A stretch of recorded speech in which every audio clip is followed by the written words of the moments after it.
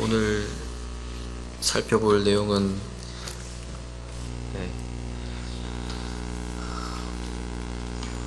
네 번째입니다. 풍성한 삶으로의 최대 네 번째인데요. 복음전도라고 제목을 했다가 그냥 책 제목 그대로 갖고 와서 풍성한 삶으로의 초대 이렇게 했습니다. 이 내용이 어떤 것이냐면은 이 저자가 책을 쓸 때 그 전도용으로 책을 썼어요. 전도용으로 써가지고 한 100몇 페이지짜리 책인데, 근데 그 내용이 뭐 전도용이라 해가지고 되게 가벼운 내용은 아니고요.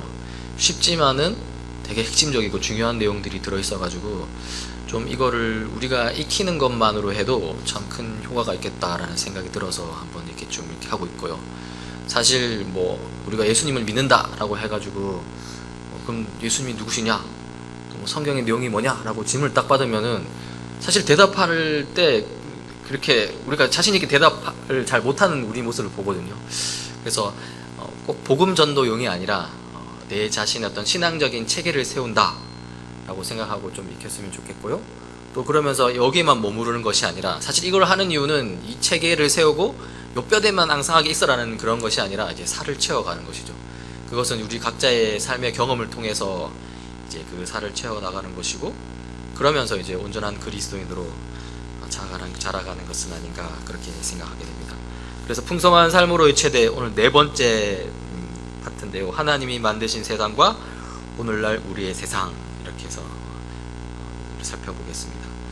기독교의 기본 진리를 이렇게 네 가지 이 단어로 이렇게 쭉 이렇게 살펴볼 수 있습니다. 하나는 창조가 되겠죠. 그래서 하나님이 원래 만드신 세상, 그 안에 포함된 나는 어떠한 존재인가 나에 대해서 이제 기독교가 말하는 게 있고요.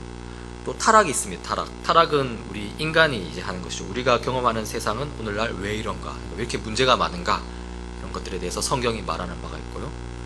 그리고 또 그 이후에 이제 우리가 이렇게 타락하고 이런 힘든 상황 속에서 이제 하나님께서 우리를 가만히 두시지 않고 이제 구원하시는 것이죠. 그래서 구속의 내용이 나옵니다. 그래서 하나님은 이 문제를 어떻게 해결해 나가시는가, 그래서 예수 그리스도의 십자가가 그 정점에 서 있는 것이고요.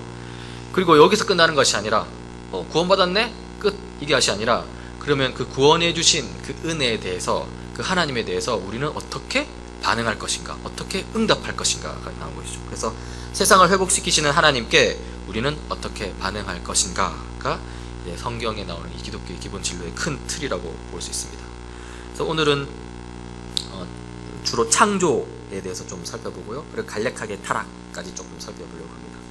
그래서 하나님의 원래 계획이 있는데, 성경은 이렇게 처음에 뭐 창세기 내용, 성경은 이렇게 설명하는 것이죠. 하나님은 특별한 계획을 가지고 인간과 세상을 창조하셨다. 이게 창세기 주로 나오는 내용인데요. 이 인간을 향한 원래의 계획을 이제 네 가지 관계를 중심으로 한번 살펴볼 수 있습니다. 이게 뭐냐면 나와 하나님과의 관계가 하나 있고요. 그 다음에 나와 나 자신과의 관계가 있습니다. 이게 있고요.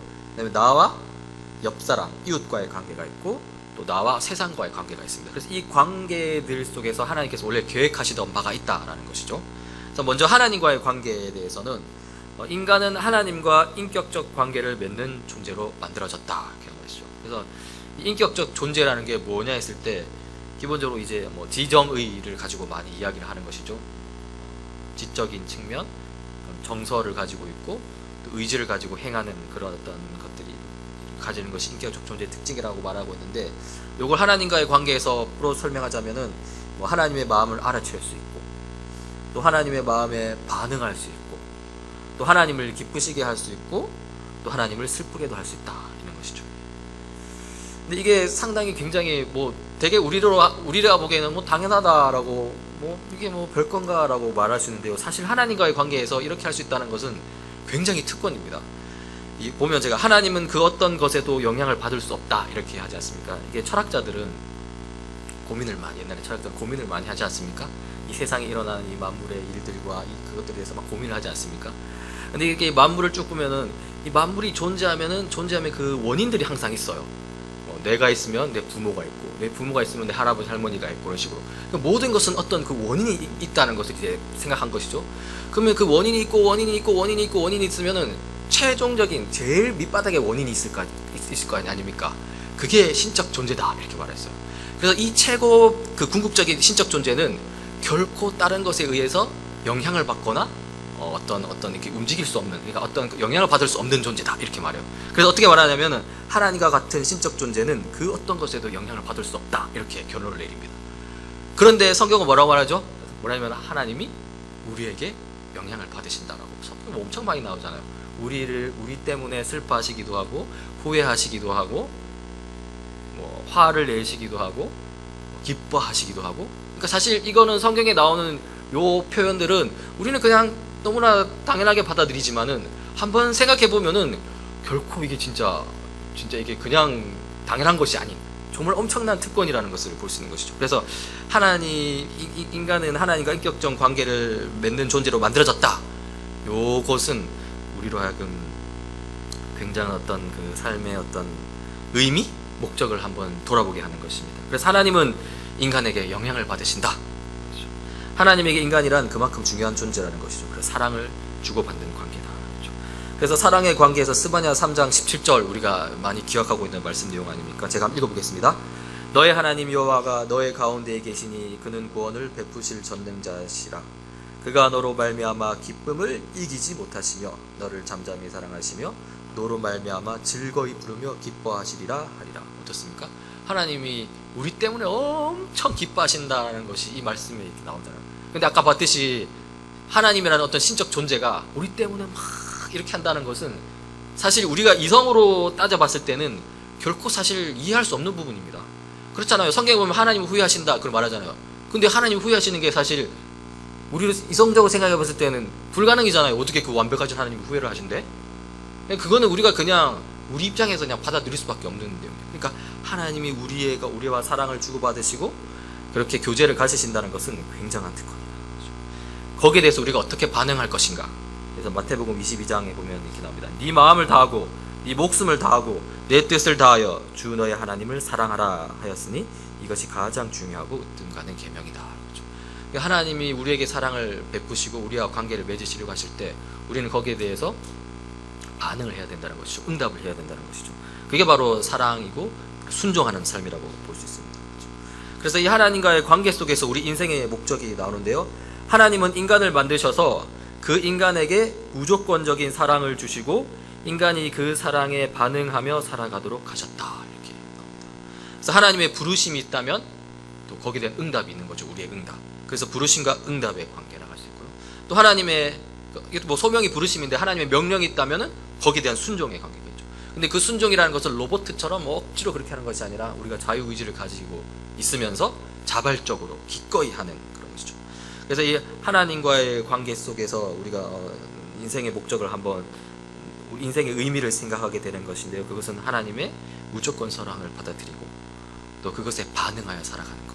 지금 어떻게 반응하여 살아가느냐의 내용들이 이제 쭉 많이 있겠죠. 우리가 어떻게 선한 삶을 살아갈 것이냐 그런 것들은 많이 있겠죠. 그리고 두 번째로 하나님의 원래 계획이 이제 자기 자신과의 관계입니다. 그래서 인간은 자기 자신을 사랑할 수 있는 존재로 만들어졌다 이렇게 합니다. 그렇죠? 근데 이제 인간은 자기 자신을 사랑할 수 있는 존재로 만들어졌다라고 했을 때 자기 자신을 사랑하기 위해서 먼저 정립되어야 될 게 있는데 그것이 바로 뭐냐면 하나님과의 관계입니다. 아까 말했던 그 하나님과의 관계를 말한 거예요. 그래서 하나님의 무조건적인 사랑을 받아들여야, 그러니까 하나님과의 그 관계가 올바르게 세워져야 그때서야 자기 자신을 사랑할 수 있다는 것이죠. 자신의 장점을 제대로 활용할 수 있고 또 자신의 약함과 부족함을 그것 때문에 막 부끄러워 창피하고 숨는 것이 아니라 오히려 인정하고 받아들일 수 있는 것, 그리고 그 부분에서 이웃의 도움을 받을 수 있는 거죠. 그러니까 자기 자신을 그대로 수용할 수 있는 거죠. 건강한 자기 사랑이라고 말할 수 있는 것이죠. 그래서 이 자기 자신과의 관계가 두 번째 원래 하나님의 어떤 계획이라고 볼 수 있는데 시작은 하나님과의 관계에서부터 시작합니다. 하나님과의 무조건적인 사랑을 받아들이고 하나님과의 관계가 올바로 섰을 때 자기 자신을 올바르게 사용할 수 있는 거죠. 그래서 우리가 건강한 아이, 우리 어린아이를 생각해 봤을 때 부모가 아이를 있는 그대로 사랑할 때, 그러니까 무조건적인 사랑을 베풀고 또 아이가 그것을 받아들이게 될 때, 그렇죠. 뭐 부모가 아이와 충분히 공감해주고 또 그 아이와 인격적인 대화를 나누어 갈 때, 그렇죠. 아이는 그때 건강하게 성장하는 거 아닙니까? 그게 바로 건강한 자기 사랑이 이루어지는 것이죠. 그러면서 다른 사람들을 배려하는 사람이 돼가고, 그리고 또 편안하고 자유로운 영혼이 돼가는 것이죠. 그렇죠? 이렇게 자기 자신과의 관계 속에서 우리의 어떤 존재를 볼 수 있다면요, 세 번째는 이웃과의 관계에서도 볼 수 있습니다. 인간은 자신의 이웃을 사랑할 수 있는 존재로 만들어졌다. 이거죠. 그래서 하나님의 무조건 사랑이 있고, 그렇죠? 하나님과의 관계. 그럼 두 번째, 자기 자신에 대한 건강한 사랑이 있을 때, 두 번째, 자기 자신과의 관계가 올바랐을 때, 세 번째, 이제 이웃을 사랑할 수 있게 되는 것입니다. 그래서 이웃의 장점을 인정할 수 있고, 그걸 보고 막 질투하거나 시기하는 것이 아니라 그대로 인정할 수 있고, 또 이웃의 약점을 용납할 수 있는 것이죠. 이게 뭐냐면, 자기 자신을 건강하게 사랑할 때 자기 자신의 장점도 잘 활용할 수 있고, 자기 자신의 약점도 잘 인정할 수 있다, 그렇지 않습니까? 그래서 자기 자신을 보는 것처럼 타인에 대해서도 그렇게 건전하게 사랑할 수 있는 것이죠. 그래서 이웃을 있는 그대로 수용할 수 있게 된다는 거죠. 건강한 이웃사랑이라고 할 수 있습니다. 그래서 우리가 마태복음 22장 39절에 보면 이런 말씀이 있습니다. 자기 사랑과 이웃사랑, 이웃사랑에 대해서 이야기하는 것인데요, 제가 한번 읽어보겠습니다. 둘째 계명도 이것과 같은데 네 이웃을 네 몸과 같이 사랑하여라 한 것이다, 이렇게 나오죠. 그래서 네 이웃을 사랑하라라는 이 말씀인데, 여기에서 뭐라고 나오냐면은 내 몸과 같이라는 말이 나와요. 그래서 여기는 뭐를 담고 있냐면은, 건강하게 이웃사랑을 하려면 너부터, 네 자신부터 건강하게 사랑할 줄 알아야 된다라는 것을 암시하고 있는 것이죠. 이게 내 이웃을 내 몸과 같이 사랑하라. 그래서 건강한 자기 사랑이 건강한 이웃사랑을 가능하게 한다. 그렇죠. 그럼 아까 말했던, 그럼 건강한 자기 사랑은 또 어디서부터 시작된다고 그랬습니까? 바로 하나님이 나를 사랑하신다라는 것이 바로 섰을 때 이제 건강한 자기 사랑이 시작되는 것이죠. 그래서 참된 행복은 어디에 있느냐라고 질문했을 때, 바로 서로 사랑하는 관계 속에서 우리가 참된 행복, 평강, 샬롬을 맛보게 되는 것이죠. 연인이든 친구든 가족이든 서로 깊이 이해하고 마음과 마음이 통하여 서로를 있는 그대로 받아주는 관계를 맺을 때 우리는 깊은 기쁨을 맛본다. 저자는 이렇게 썼는데요. 그렇죠. 또 이제 네 번째로는 세상과의 관계입니다. 인간은 세상을 사랑하며 경영하는 일을 하도록 만들어졌다. 다스리는 것이죠. 그래서 하나님의 무조건 사랑을 받고, 그리고 건강한 자기 사랑이 있고, 또 건강한 이웃 사랑을 할 때, 그때 더 나아가서 어떻게 생각하냐면, 어떻게 하면 이 세상을 더 살기 좋게 만들 수 있을까라고 이제 고민을 이제 비로소 시작하게 된다는 것이죠. 그 전에 이런 것이 없으면 이 세상 어떻게 살기 좋게 할까라는 거를 생각할 수 없죠. 자기 하나 추스르기 바쁜데 어떻게 이렇게 생각할 수 있겠습니까? 그런데 하나님과의 관계가 바로 서는 것 가운데서 건전하게 자기 자신을 사랑하고 건강하게 이웃을 사랑할 때 이제 더 나아가서 우리 공동체 전체를 생각하게 되는 것이죠. 그래서 인간 사명에 대해서 창세기 1장 28절에 나오는데요. 생육하고 번성하여 땅에 충만하여라. 땅을 정복하여라. 바다의 고기와 공중의 새와 땅 위에 살아 움직이는 모든 생물을 다스려라, 이렇게 나오지 않습니까? 그래서 여기 1장 28절에 보면 땅을 정복하여라 나오고, 또 모든 생물을 다스려라 이렇게 나오는데요.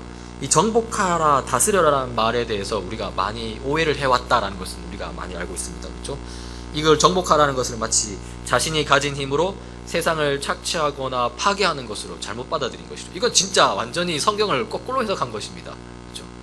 이 정복하라는 것을 자신이 가진 힘으로 세상을 착취하거나 파괴한다는 것은, 이건 마치 진짜 하나님이 아예 하나님이 원하시지 않는 것인데 성경을 완전히 거꾸로 해석한 것이죠. 힘의 논리에 의해서 이렇게 하는 건데, 그런 것이 아니죠. 여기서 정복하고 다스려라는 말은 하나님처럼 세상을 다스려라는 것이죠. 보호하고 양육하고 발전시켜서 완전함에 이르도록 만들라는 것이죠. 그래서 우리가 에덴 동산을 말하는데, 에덴 동산 자체는 마치 어린 아이와 같은 것입니다.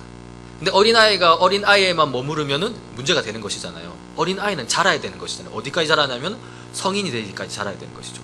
그래서 아담과 하와는 에덴 동산에서 그 에덴 동산을 그대로 유지하는 것에만 그치는 것이 아니라, 그거를 발전시켜서 어디까지 발전시켜야 되냐면은 요한계시록에 나오는 거룩한 새 예루살렘 도시가 되기까지 이제 발전시켜야 될 의무가 있었던 것이죠. 그렇죠? 그리고 또 이 세상과의 관계에서 이제 이유만을 추구하는 것, 다스리라는 것을 우리가 요즘 경영 이렇게 말하니까 이유만을 추구하는 것 이렇게 하면 됩니다. 그런 것이 아니라 피조물 본래의 가치가 최고로 나타날 수 있도록 하는 것, 이렇게 하는 것이죠. 이게 바로 에덴 동산에서 거룩한 새 예루살렘 도시로 이렇게 이렇게 발전시키는 것이라고 볼 수 있습니다. 그래서 사실 과학 발전도요, 기독교적인 관점에서 보면은 굉장히 어떤 하나님의 은혜 가운데서, 하나님의 진리 가운데서 우리가 기꺼이 수용할 수 있는 것입니다. 그래서 기독교는 되게 좁은 시각을 가지고 뭐 세상의 것들을 다 제끼고 막 교회에 있는 것만 이렇게 하는 것이 아니라요, 그 세상에서 발견되는 모든 진리가 바로 하나님의 진리임을 인정하고 오히려 그것들을 풍성하게 누리고 그것들이 잘못된 방향으로 가지 않도록 하나님의 방향으로 가도록 이렇게 애쓰는 것이죠. 그래서 이 세상과의 관계 속에서 이제 우리가 그런 역할을 하도록 부르심을 받았다는 것을 생각하게 됩니다. 그래서 하나님께서 이 세상을 창조하실 때 이 네 가지 관계, 하나님과의 관계, 자기 자신과의 관계, 그다음에 이웃과의 관계, 그리고 세상과의 관계 속에서 이러한 것들을 행하기를 원하셨는데 우리가 그렇게 못했습니다. 그렇죠. 오늘날 우리 세상을 보면은 세상이 많이 깨졌다라는 것을 보게 됩니다. 그렇죠. 하나님의 뜻에 불순종하는 세상이죠. 그래서 모든 것이 왜곡된 세상입니다. 관계들이 다 깨졌습니다. 그렇죠. 하나님과의 관계, 자신과의 관계, 이웃과의 관계, 세상과의 관계가 다 깨졌는데요. 먼저 하나님과의 관계가 깨졌죠. 그렇죠.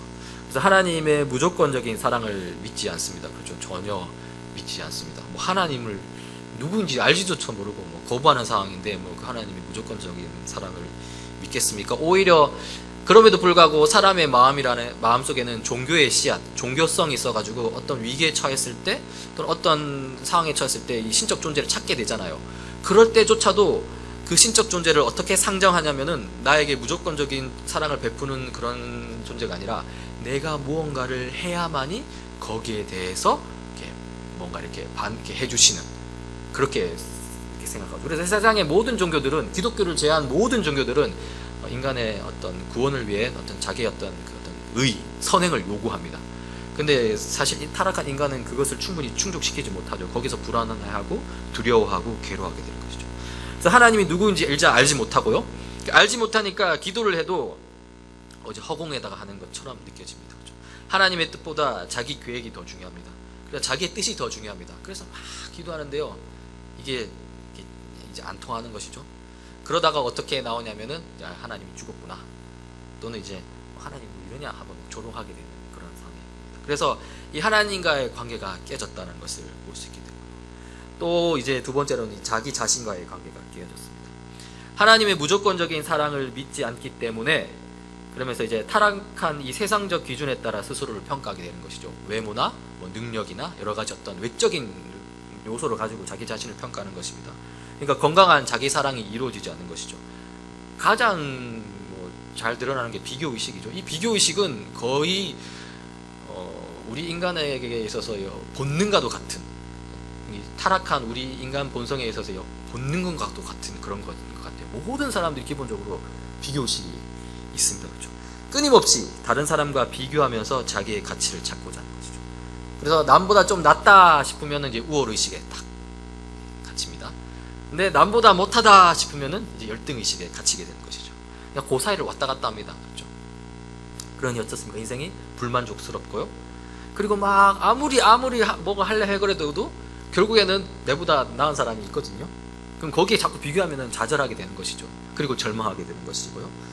자포자기 하게 되고, 그러면서 이제 게으름에 빠지거나 중독에 빠지기도 합니다. 저자는 심지어 자살에까지도 가기도 한다, 이렇게 이야기하고 있는데요. 이게 바로 우리 자기 자신과의 관계가 깨어지는 것을 보여주고 있는 것이죠. 이 비교 의식이라는 게 그렇죠. 그래서 이 자기 자신과의 깨어진 관계에서 우리는 하나님의 말씀이 아닌 세상의 목소리를 사람들은 듣고 있습니다. 자신의 가치를 발견할 근거가 없고, 그렇죠, 하나님의 말씀을 통해서 내가 하나님의 형상이라는 어떤 자기 자신의 어떤 근본적인 가치를 발견해야 되는데, 그 하나님 말씀을 아예 안 들으니까 어떻습니까? 세상은 끊임없이 내게 부족하다, 열등하다, 누구누구보다 못하다 라는 소리만 들려주는데 어떻게 자기 자신을 사랑할 수 있겠는가, 이렇게 되는 것이죠. 그러니까 이 소리를 우리가 이겨낼 수 있어야 됩니다. 그렇죠? 그리고 이것을 이겨내기 위해서는 아까 말했듯이 결국에는 하나님과의 관계까지 쭉 들어가야 된다는 것이죠. 그리고 자기 자신과의 관계가 깨어지니까 이제 이웃과의 관계도 깨어집니다. 자신을 사랑하지 못하고 용납하지 못하면 이웃을 품을 수 없는 것이죠. 이제 이 상처의 문제, 우리 상처받았다, 상처의 문제를 한번 생각해 보시는데, 이거는 약간 수동적인 측면이에요. 받아들인 측면인데, 마땅히 사랑을 주고받아야 할 사람들, 그리고 가까이 있는 사람들한테서 받은 상처 때문에, 그렇죠, 우리가 뭐 가령 가족입니다. 가족, 이제 엮이는 가족 속에서 우리가 얼마나 많은 상처 입은 자녀들을 보게 되고 그들이 커가지고 얼마나 많이 엇나가게 되고 사회에서 어떤 문제를 일으키는 것을 보게 됩니까? 사실 뭐 이 가족에게 받는 상처가 가장 크죠. 그리고 또는 선생님과의 관계 속에서 받는 관계라든가 자기 하여튼 이 상처라는 것은 가장 친밀해야 하고 가장 가까워야 될 그 관계 속에서 오히려 이게 들쳐 일어납니다. 그렇죠?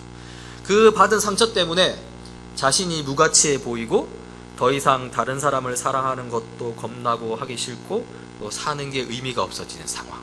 그렇죠? 이게 바로 이웃과의 관계가 깨진 그런 상황이라고 볼 수 있습니다. 그렇죠?